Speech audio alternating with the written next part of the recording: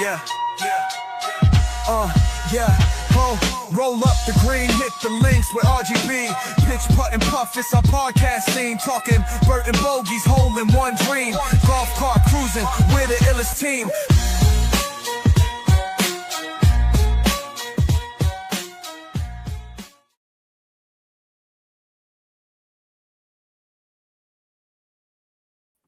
Let's go. We're back with another episode of the Pitch, Putt, and Puff podcast. My name is Roger, aka RGB. Appreciate you tuning in. Before we get rolling with our guest tonight, a few sponsors, starting off with Back 9 Botanicals. Go check out back9botanicals.com. Use promo code TPUF10. TPUF10 will save you 10% at checkout. Make sure you guys go check them out. They got the best CBD in the game. They got the Moonlight Mulligan, the Birdie Boost, Tea Time Sunrise, the Players Blend. Go check them out. Back9botanicals.com. The leaders in the CBD game. Go get your hands on their gummies as well as their muscle and joint rub stick and some merch on the site as well. Also, don't forget to check out the Puff Pack, the puffpack.co. Use promo code PUF20. PUF20 will save you 20% at checkout. The Puff Pack holds two joints and a lighter, perfect for everyday use on the go. Go check them out, the puffpack.co. And also, coming up, we got a few events. Let's start off with Laughing on the Loud.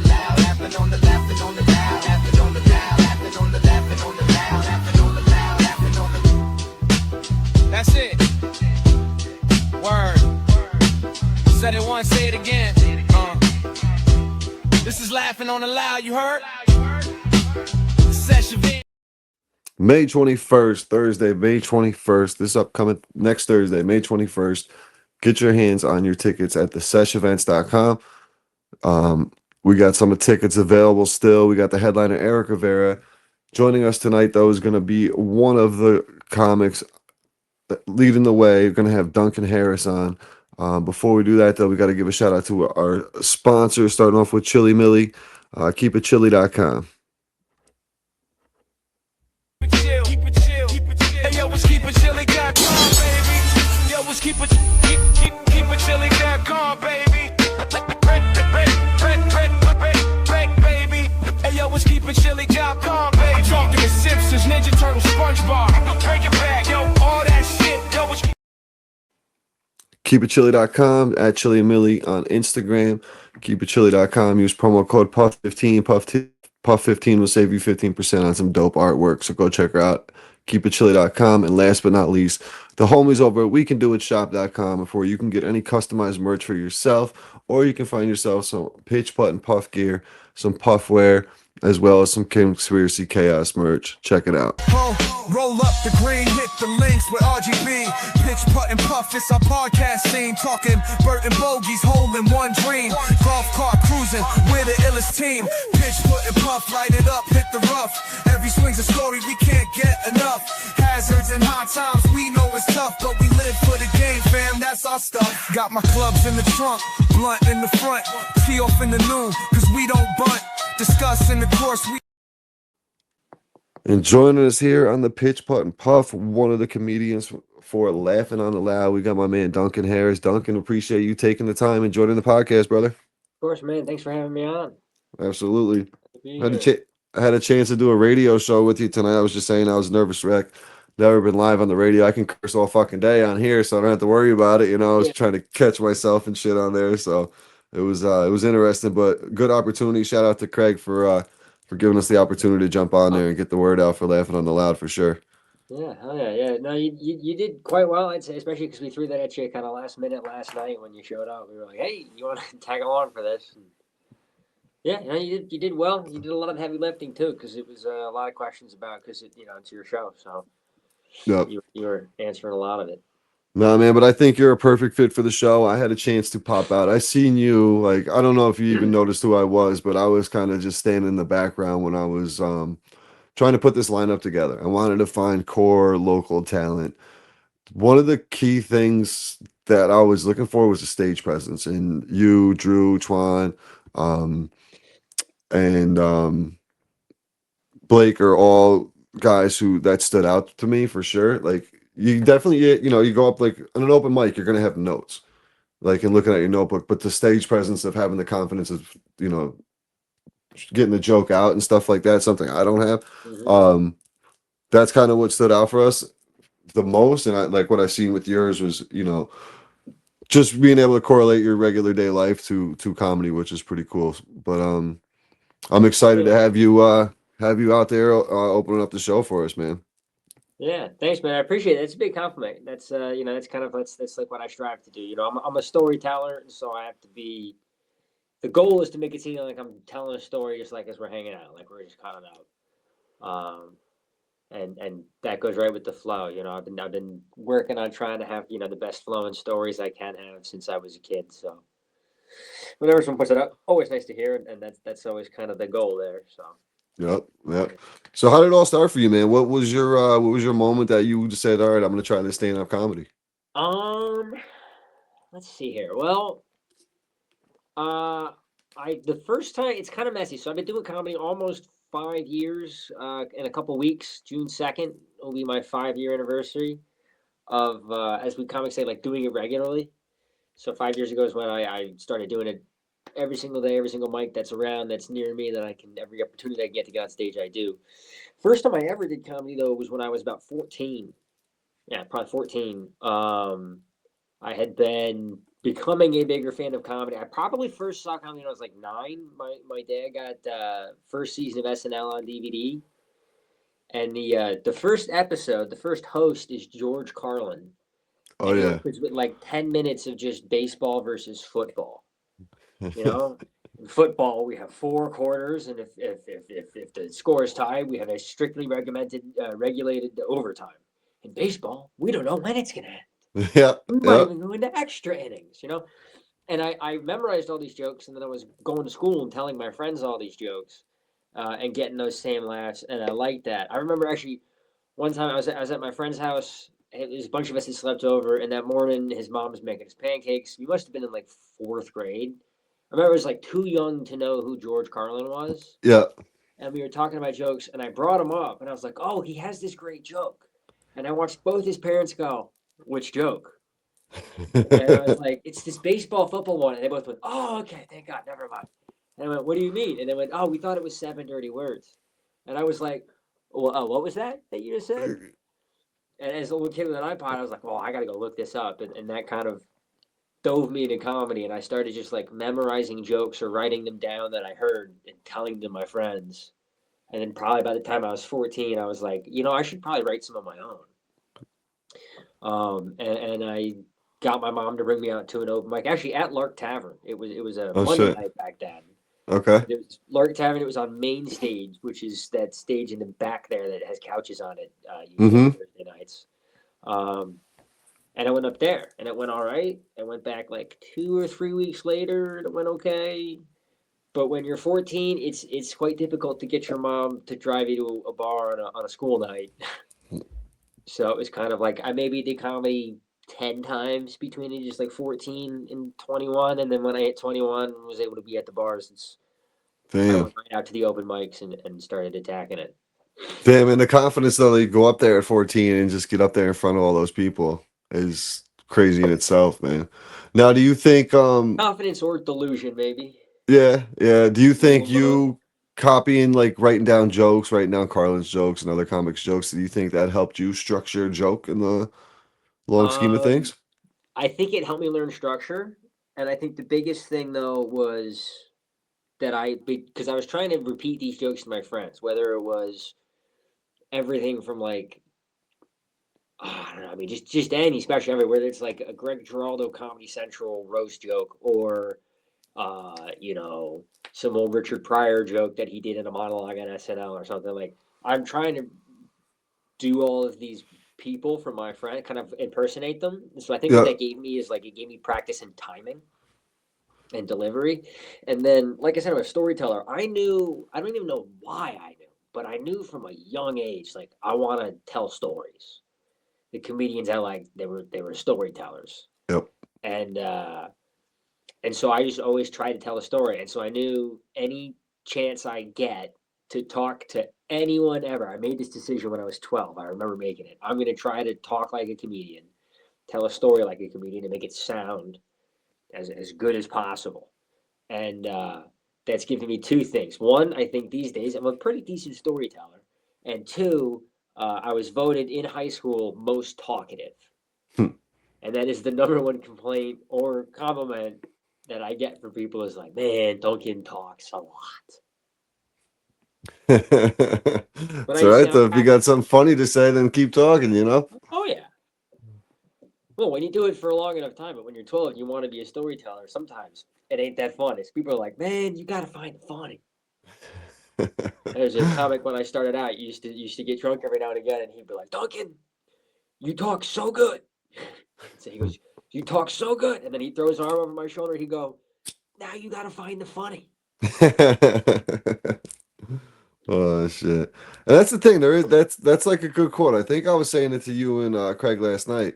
There's a difference between being funny with your friends and being funny. Like, Yeah. you can crack those inside jokes that your friends relate to, but if you're trying to do that to an audience, no one knows what the hell you're talking about. So it's not gonna hit the same. So like that's what I think like certain open mics are good for, to get out there and try those jokes. And like I got a few that I've been working on for a while. I just like last night, dude, honestly was the closest I've ever came to almost getting up. Those Almost nights getting are up good there. nights to try. They're what you call a low risk night. Yep. Just a couple of people, you know, easy It, w- going. And the biggest thing is just getting up there and doing it. Because once you mm-hmm. get up there and do it, then the thing itself isn't what's scary. Right. It's funny because you've had a couple of things that that everyone says when they meet comedians, like, oh, it takes a lot of confidence to get up there, it takes a lot of guts and balls, whatever. And it's less, when you start out, I since I was so when I was in elementary school, I did a couple of school plays. But that's young enough where you're not even aware of being Right. you're just like, yeah, that's what we're doing. And then I started playing cello for school when I was in 5th grade. Started playing the guitar in 6th grade, and so I've played live music. Now I don't anymore, and I never really played it professionally or anything. I'm not like that kind of guy. But school concerts, and then I took lessons in guitar, and I'd play little bands here and there.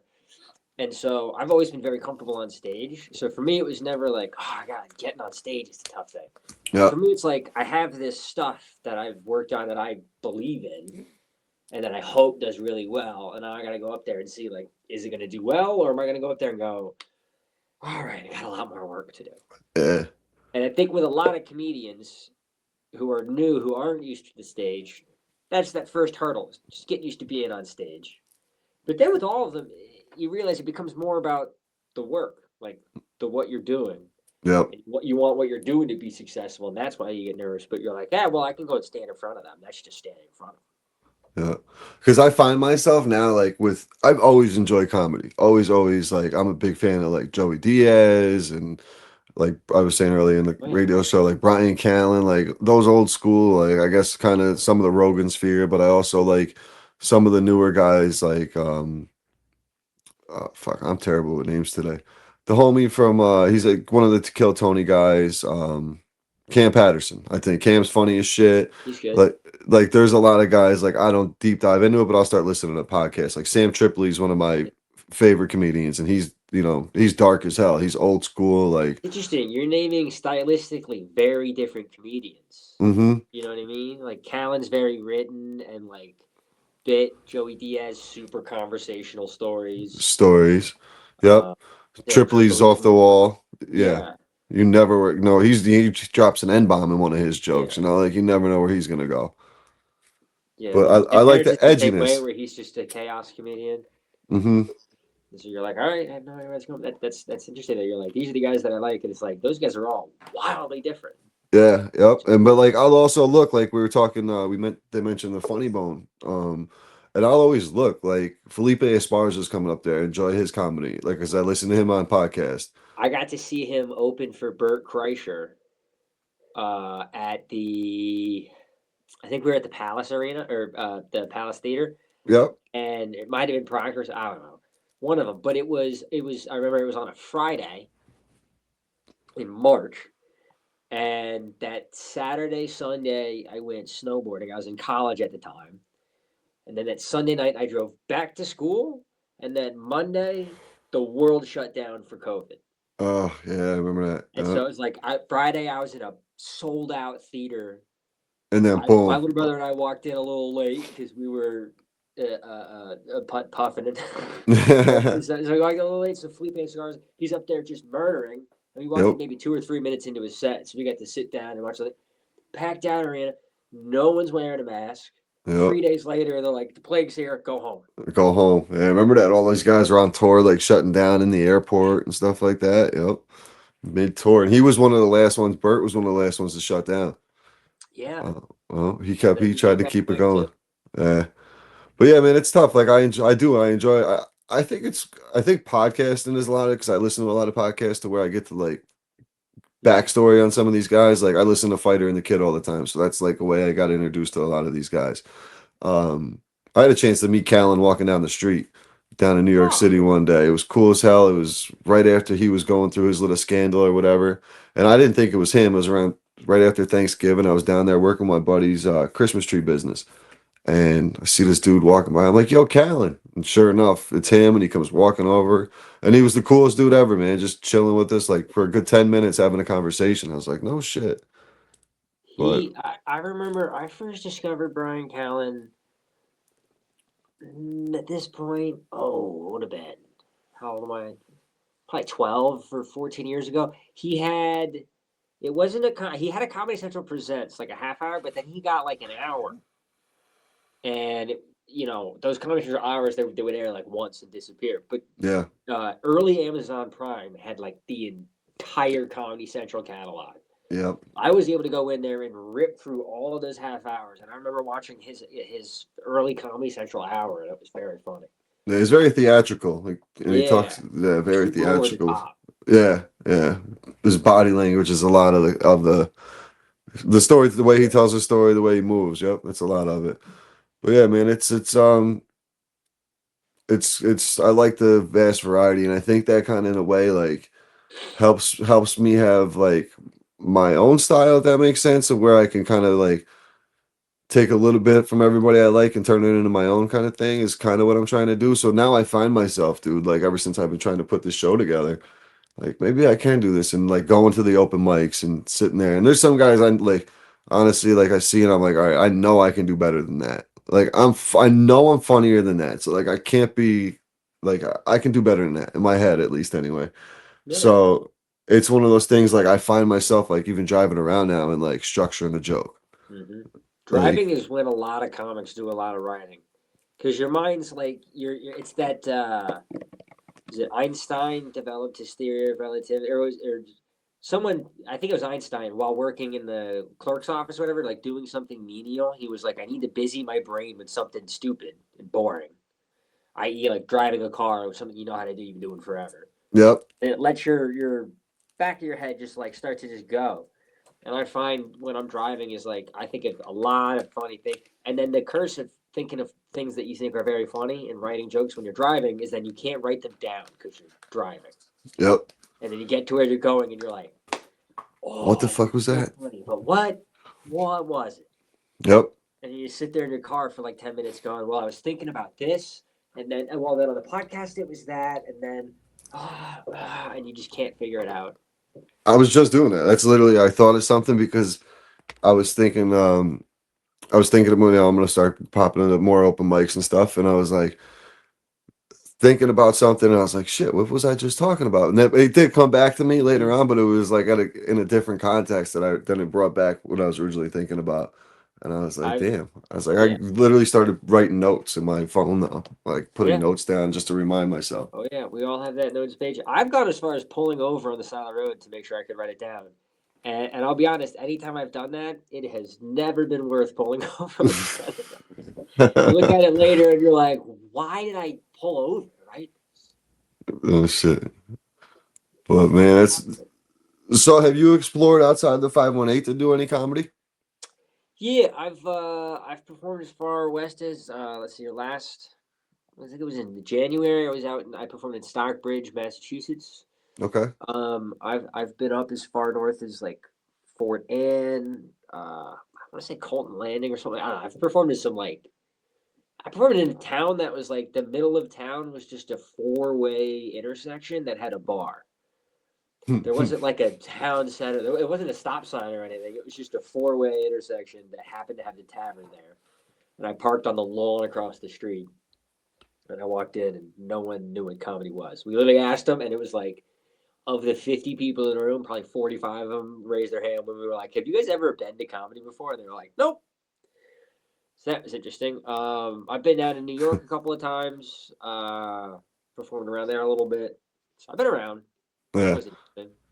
that's what New York City's interesting. Like, I'll pop down to a show randomly, like when I'm doing the Christmas tree thing, on like a random Tuesday or Wednesday night when I'm down there, get done early, nothing to do, and we'll just go pop in for a show or whatever. And it's cool. Like sometimes you get to see some random people pop in, but it's also, sometimes it's an open mic night and you get to see just, people working through their content and stuff. So that's that's where I always told myself, like, I'm gonna go down there and do it because no one knows who I am, and I think I feel more comfortable. But at the same time, it really doesn't matter. Like, just get up and do it. And when you think like you got, and what you said was something earlier, timing, like 5 minutes is a long time.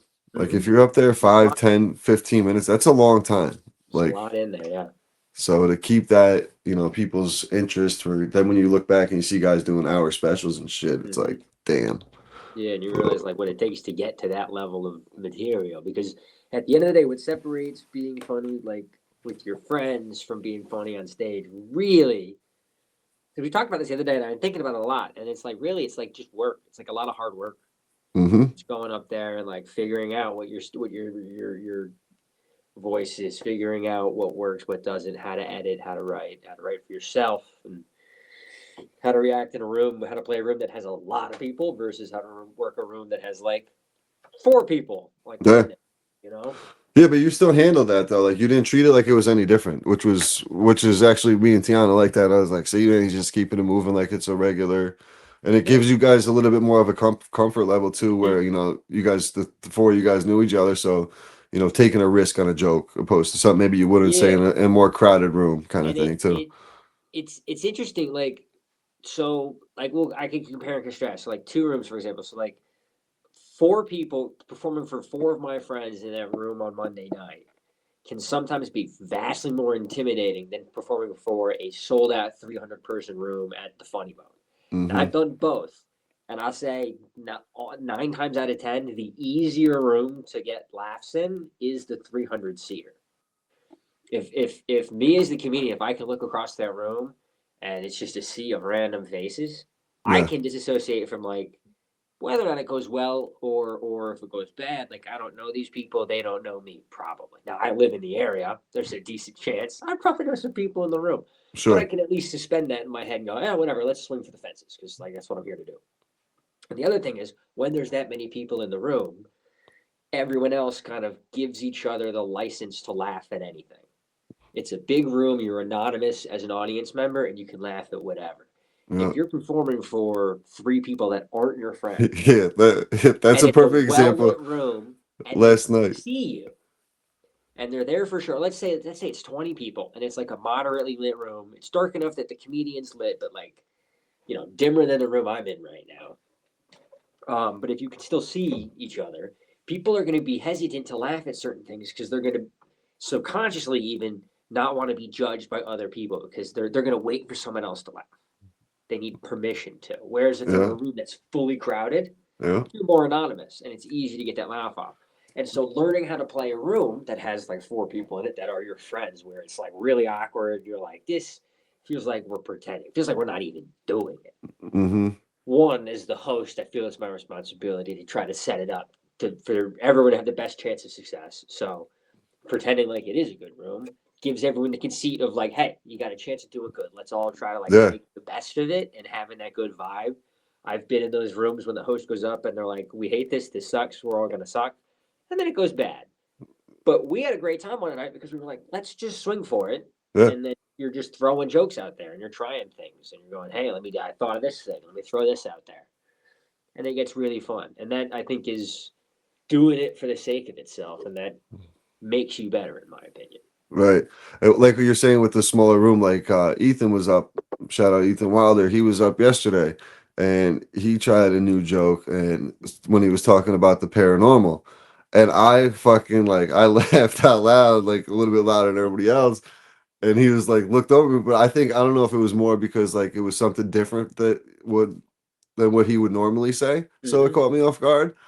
But like it's also my style of humor. So I was like, it Yeah, was funny. And then like he kind of looked over at me and I was like, oh shit, I kind of like in a bigger room, like you said, I probably wouldn't have been singled out, yeah. but like because it was just a few of us there, I was kind But of singled out.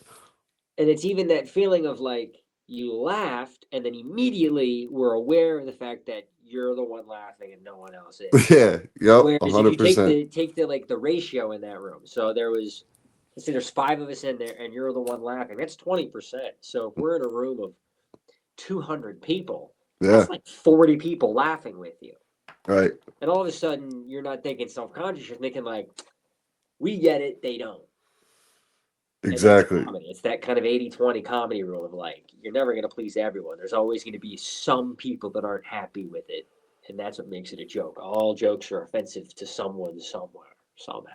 Yep, always. That's very true. And that's like it's funny too, because when we were talking about like when we were first setting up the show and we were like one of the things we brought up, like did we kind of like tell them, stay away from politics or religion? Or I'm like, in a way, I listen to all these other guys and it's like on the podcast, the comedians on the podcast, and they're like, this is only the last freedom of speech lane that in open-mindedness with comedy really where you can go and people, they're still going to get offended, but like there's a little you can stretch the limits a little bit more in comedy and they like to restrict, oh, you can't talk politics or can't roast Trump or Biden or Clinton or whoever.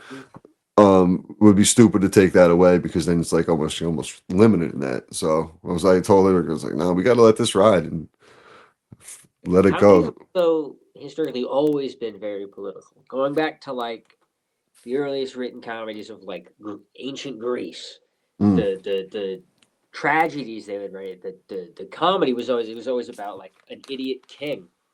And that wasn't ever like, I just wrote a story about this king that happens to be an idiot. It was usually a comment on like, I think our current king's a fucking moron. right. So I wrote a play about a pretend king who's a fucking idiot. If you look at a lot of Shakespeare's plays, like Hamlet was making fun of the current Danish ruling family of England. He was calling them all inbred because he was like, they all want to fuck each other. Like that. Right. So it's a beautiful play, but nonetheless, like it's always been political. I mean, Shakespeare was very political in a lot of the things he talked about because, like I said, he was Yeah. making kings, and there's a whole bunch of stuff. Like Othello has all this race stuff in it, and so it's like Mm-hmm.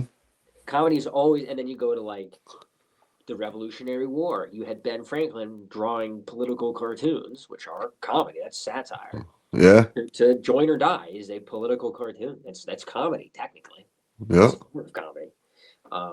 So to say like, comedians shouldn't be political. I'm not really that political as a comedian just because that's not to my style. Right. I think when you're writing political jokes, you have 3 things against you. You've got time. The joke's only gonna be relevant for so long. Yep. You've got that it's gonna split the audience. You're immediately gonna have who's gonna be in favor of it. So of that 50%, you now have to make sure that joke maximizes all the 50% if you're only taking the 50. And that's a little analytical in the comedy. But then the other thing, and this is kind of, I don't know, this is a conversation I like to have, is if I'm writing a joke that's about a story that's about something that happened to me, I can't remember which comedian told me, it's a piece of advice which says you should always, or you should try to do the jokes that only you could do. I actually think it might be Doug Stanhope said that. But Okay. like I do a lot of stories about being gluten free in church. That's a very unique experience. That's to me, and I'm telling them stories. So like no one else could tell the story about me crapping myself in church. That happened to me. Right. Right. And I'm not worried that someone's going to steal that story. That's mine. I got that one. But if I've got a joke about Donald Trump Mm-hmm. and the Iran war, well, guess who else has a joke about Donald Trump and the Iran war? Right. Hundreds of other, if not thousands of other comedians. Right. So now you're fighting with, not only does it have to be a funny joke about that, it has to be a funnier joke, if not the funniest joke. Which, like, it's a good challenge. And if I have those jokes coming to mind, I'll write them out and every now and again try them. But it's not something I actively search out just because I don't find it I think it's a little more work than it needs than I want to put into it. I like doing my stories. It's not so much style, but it Mm-hmm. also is like part of comedy. Right. To say it's not is to like say that books aren't a part of reading. You're like, well, it's kind of a really important part of it. Mm-hmm. Now, do you think with like crowds and stuff and reactions, do you think it's gonna be a different app? It's gonna be a different atmosphere for you for sure at Laughing on the Loud. But do you think because everybody's gonna be a little fogged up, that the reactions are gonna be a little bit slower? Like, is that something that happens in a stoner centric room? Like, it takes them a second to I get the joke. It can. I've played a few dispensaries and I've played a couple of rooms where you get on stage and you go, it's a pot crowd. Mm-hmm. And sometimes, interestingly enough, actually at the dispensaries, it usually doesn't have an effect. Everyone's definitely cooked, Yep. but so long as you kind of meet the vibe of the room, because if it's a stoner room, you have to like come down to their level. You can't go, you know what I mean? Yeah. Come out all excited, right? You can't throw off the vibe. Yep. You gotta meet the vibes. But if you come to the vibe, you can kind of meet in the middle with the crowd, and things can be really good, and it can be quite quick. Sometimes the crowd's gotten a little too excited before the show, and they've been like, "Let's get absolutely roasted," and then they're like zombies, and Mm-hmm. they'll laugh, but it's taken them a second because they're legitimately still processing what you said. Yep. So you gotta like I talk very fast sometimes, and it's one of the biggest things I tell myself before I go on stage. I'm sitting there just like, remember to slow down, like go slow. So if like and that'll be something I do before that show. I was like, slow down. They're Mm-hmm. all high. Like give it a second. Give them time. Yep. It's just different pacing, and if you can adjust to that, as long as you can kind of adjust to that and try to find that pocket, it can be Yeah. just as good, if not better. Yeah, man. I'm looking forward to it. I think it's gonna be a really dope time. I'm like I said, I'm just really trying to merge, two things I enjoy, comedy and cannabis, put them together. I've enjoyed going to the open mics and seeing like I personally did not know that there was as many open mics as there is around here. Like I Yeah. literally remember a couple years ago Googling open mics. This was probably 2 years ago when I really first started considering like doing something. Mm. And it was only like it would pull up the comedy Saratoga Comedy Works or whatever it is up there. What the hell's Yeah. this comedy place? Saratoga Comedy Works. She had Is one. it the Comedy Works? Yeah. Yeah. That was the only I seen that they had an open mic on like a Sunday, and then there Mhm. was occasionally at the Funny Bone. So like those are the only ones I knew of, and I was like, I mean, I don't want Yeah. to drive all the way up to Saratoga for that kind of thing, And but and what's funny is 2 years ago we had pretty much all of the open mics we still have right now. We were just still working on promoting it, getting it out, getting it so that we could be a Google search result and, yep, and be around enough. So yeah, it's there now, man, for sure. So it's cool to see though, and it's cool to see like just the different people popping in it, all the different ones. I'll definitely be popping out the Mondays night one. That's like it's perfect, close to home for me, closer to home for me anyway. mhm. Um, and more my vibe too. So the Shout timing out to usually works Caddies and out. Troy. Yep. Shout out there. I remember way back, like that was the first time I've been in there in 25 years, man. It was Holmes Yeah. and Watson's the last time I was in that building. Oh So yeah. way back. They have pictures of the old Holmes and Watson front on that still somewhere around there. Yep. It's inside there. It's upstairs. They have a bunch of old pictures still. That's cool. Yeah, it was cool at the spot, so definitely go check it out. But Duncan, man, I usually like to wrap up with three questions. Mix it up here with the cannabis and comedy. So we'll start off with what's your favorite if you were stuck on an island, what would be your and you only had one strain you could bring with you, what would it be? Like what's your go-to Oh, favorite smoke? Like I'm a sour diesel guy, would be my all-time go-to. I never been too picky, but in college I was a big Purple Haze guy. Mm, That was my go-to in college. My guy could get really good Purple Haze. old school purple. I miss those days, man. It's not the same as it used to be back then. Mhm. The good old days. Um, and then what's your preference to the smoky bongs, bowls, joints, blunts? Ah. don't know. You know, I'm just thinking like for the longest time it was bongs because in college that's what we had. Yep. But it has now been closer to a decade than not that since I had one. So I think I gotta go like again, just a classic old school joint. Yeah.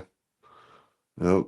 It's the way to go, man. Nice little joints. I always used to smoke blunts back in the day, but now we're joints all day. Just quick, easy, boom, boom. Yeah. On the golf course, especially. Sometimes though, on the golf course, a little too windy. A blunt wouldn't be too bad, but joints the way to go. Yeah. Joints the way to go. And then last question, golf. You obviously you're going out there in a foursome, so with you and three others, who would be three comedians? I'm going to put you in the comedian category. Three comedians that you would put in a sesh. These are like famous comedians or like Any anybody you want. I'm gonna go Dan Soder. Okay. I'll go. I gotta throw Kyle Kinane in there. Those are my two favorite guys right now, and then might as well. Wow. Who do I want to go for? Shit. Killing that third slot's tough. Hmm. I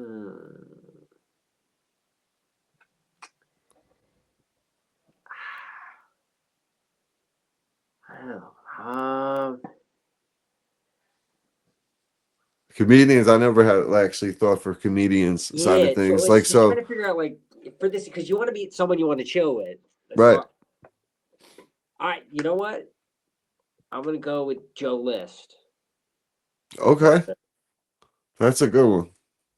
That's a good one. I haven't heard that name in a while, actually. Yeah, I'm a Tuesdays with Stories fan, so I'm a fan of his. And I was just like, yeah, he'd be fun. He's got a million jokes. Yeah. He's like Mark Norman, but he's also like a bigger sports guy than Mark. Norman's reckless too. Yeah. I'd like to see him. So I'm literally chopping off my bucket list. I was just out to Foxwoods back in March to go see Joey Diaz. Yeah. Oh yeah, you were telling me about that. That's sick. Yeah, so I have like literally like I got to see Tripoli, I got to see Theo. I'm not the biggest fan of like I like Joe Rogan's podcast, but I'm not the biggest fan of his comedy. Yeah, his stand-up's never been. It's not like I'm not sitting there like laughing in my chair.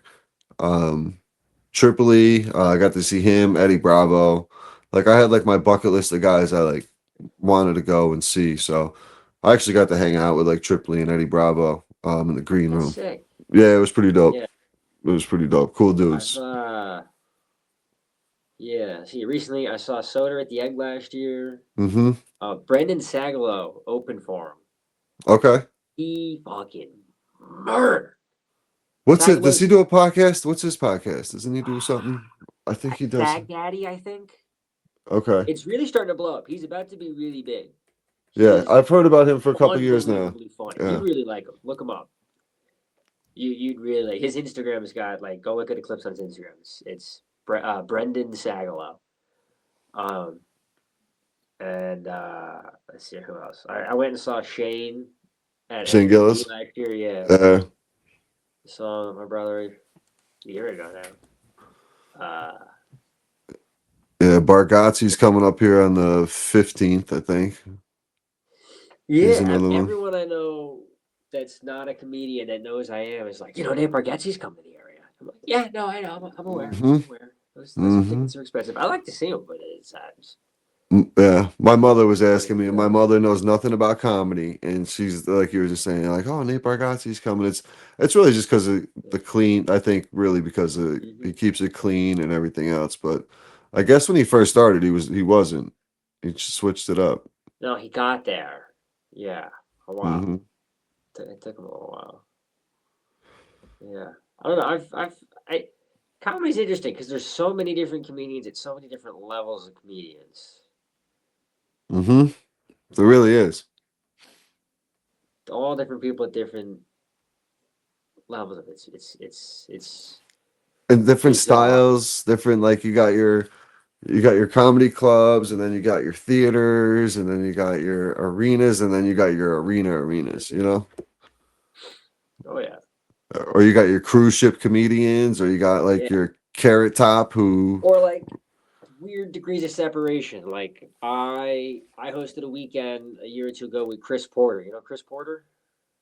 name's familiar. I feel like I Yeah, do.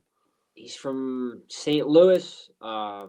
He's like good friends with like Brad Williams and came in with kind of he came up probably like 20 years ago maybe at this point. He's got a special called Ugly and Angry. Anyway, uh, I've been a big fan of his since I was young, and so I got to host a weekend with him. He's a big Nice. baseball fan, big Royals fan. Happened to be during the Royals and the ALCS, so we just got to watch baseball all weekend and do stand up, which was sick. He had just come from doing shows with Brad Williams at the Nashville Zanies, and then Okay. left the weekend I did with him, and then a day and a half later was on Kill Tony Hmm. as doing panel as Oh one of the shit. panel guests.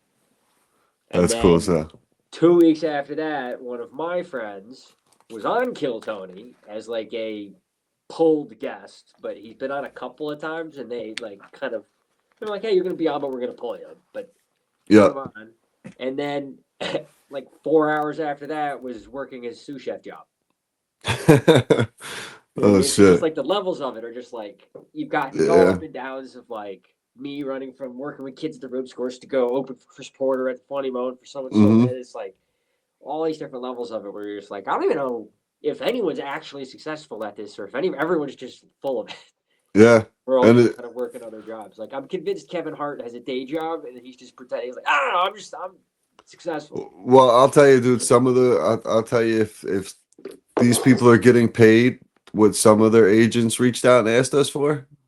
Like there was one Yeah. I forget who it was. Some of them I are. it was for the 1 hour set. We asked 45 minutes to an hour. We were gonna fly and take care of all the travel and everything else. They wanted $50,000. I I said, bro. I said, hell no. I said, I feel like we could get Rogan for Yeah. $50,000 for fucking 45 minutes at this point. Like, that's You crazy. know, I know a guy that's doing well enough that I'm actually not going to name him because of the numbers I'm going to throw around. Mm-hmm. Um, but he's just starting to blow up right now, just starting to really get some heat. And a year ago, when he was just kind of like a feature club name in New York, Yep. got called and offered and took a gig in Ireland, private gig for 50 grand. Just like out of nowhere. He was about to come up and do one of my bar shows for a couple $100. No And then shit. like 2 weeks out, calls me and my buddy that was putting the show together. Was like, "Hey, I'm gonna let you guys know, like, I gotta say yes to this. Yeah. I'm good for it." And he came back and he took a rain check and came back another time and did a show for us. But he was like, "I can't say no to that, so No, I'm absolutely gone." not. And get And to go to we Ireland were like, for, "Hey yeah. man, we get it, we get it." Yeah. That's cool. You know? That's cool. But that's what you want to see, though. You want to see people moving on up, Oh man, yeah, working their way up the ladder, and like you guys are doing. And yeah. that's like one of the things why we want to bring someone. We were talking about on the radio. We want to bring someone from outside the area. Like, yeah, there's New York comics we could have brought in, but we were kind of looking outside the box to bring something different, but also get like some of the you guys exposure to someone on the West Coast, and maybe you never know, like Hmm. someone needs an opener. Someone, why don't you come on the road like what you did? At least have where can I find more of your stuff, whatever. And that's how people end up, opening up for somebody, and all of a sudden they're on tour with Right. somebody and working their way up. Hmm. Yeah, it's just nice getting to know people too, because then even if it's like he isn't pulling of us, it could be that like in a year or two, one of us is out in California, runs into him in this, that, the other, or so Connections, it's networker. developing those connections, meeting other comics from other places, and expanding into other scenes. Mm-hmm. This is a bonus question here before I let you go. All right. What's your preference of like watching comedy? Are you like an arena guy, or like of the levels? Like I prefer, like me for example, like I'm the Funny Bone is about as big of a venue I'd want to go see a comedy show. Yeah, I think goes back and forth because the Funny Bone's basically like, especially the Albany Funny Bone, is because the ceilings are so high in there. It's more like a really small theater and less like a club, Mm-hmm. as opposed to like I don't know if you've ever been to the Comedy Works in Saratoga. That's like Yep. a 100-seater, give or Yep. take. Very tight room, built specifically designed for comedy. The stage is a little. The stage could be like not quite so long, or as wide as it is. It could be a little narrower, and you could fit Mm-hmm. another table in there too. But regardless, it's a good room. It's very intimate, and so Yeah. I really like rooms like that.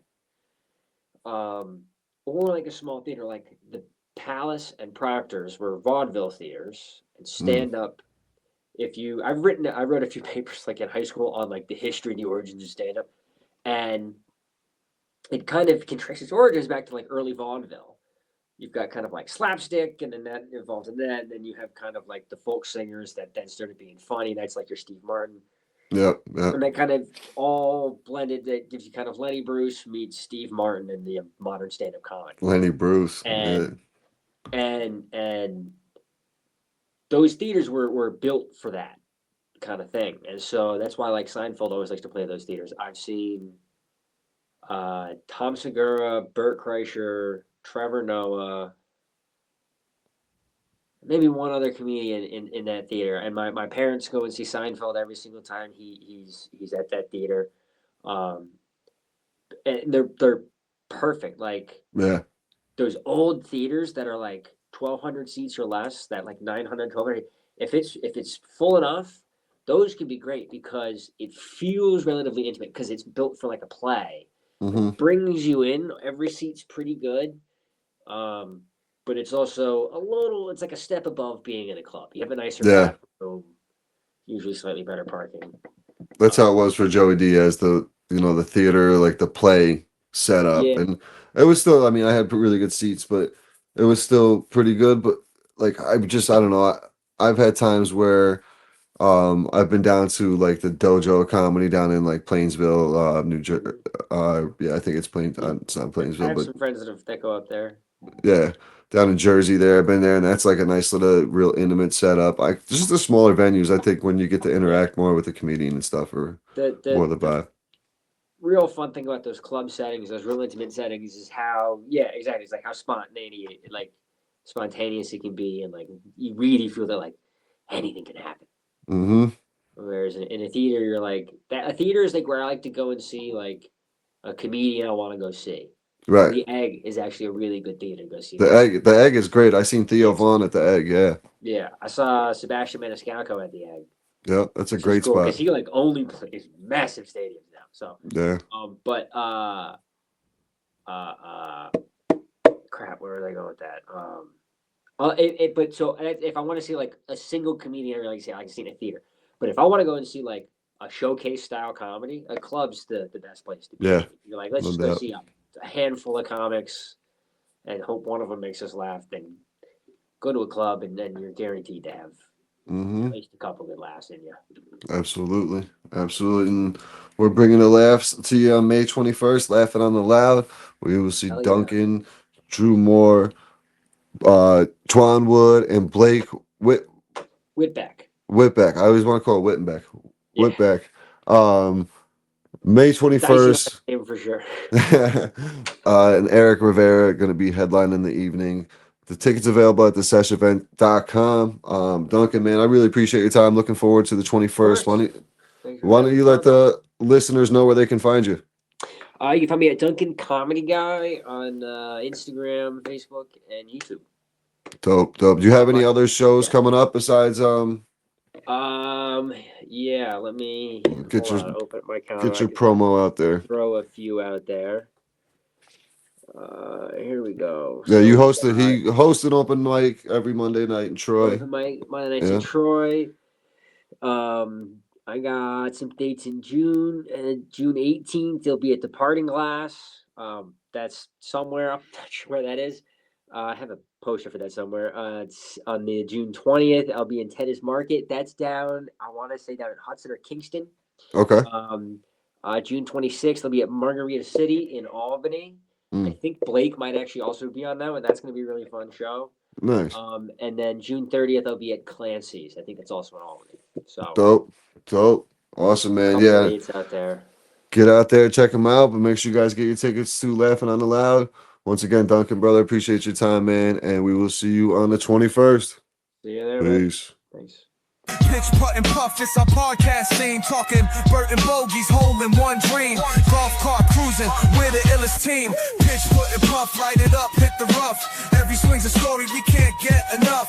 Hazards and hard times, we know it's tough, but we live for the game, fam, that's our stuff. Got my clubs in the trunk, blunt in the front, tee off in the noon, cause we don't bunt.